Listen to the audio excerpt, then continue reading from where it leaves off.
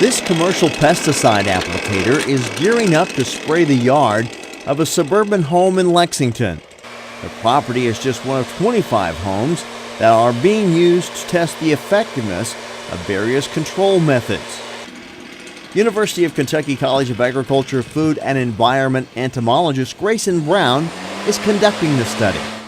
We've been doing this type of a study for many years, and we found that these particular neighborhoods have good homeowner cooperators and have good yards that are just about the right size and have the right mix of vegetation for this type of a study, and give us good real-world tests of the system. Oh, look at this! Brown says the mosquito pressure in Lexington this year is somewhat higher than in the past due to a very wet summer, and mosquito populations arrived early this spring.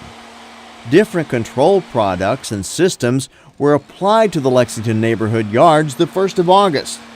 Brown, along with graduate student Kendall Dye and high school student Caleb Moss, will continue to monitor the yards over the next 6 weeks, checking these traps that they put in some of the yards. The traps attract mosquitoes looking for a blood meal or for a place to lay eggs. That's Toxorhynchides. It's a mosquito that only eats other mosquitoes. Brown says after conducting the study for several years, they have gotten pretty good at reducing mosquito numbers. We started off really not knowing how to do this at all, but now the products that we're testing, the systems that we're using that we've developed over the years will reduce mosquito populations for about 90% over a 4 to 6 week time period. So it's gotten to be pretty effective. Once the study is complete, the results will be shared with the homeowners and commercial pest companies concerning which products are cost effective, receive the most customer satisfaction, and relief from mosquito pressure.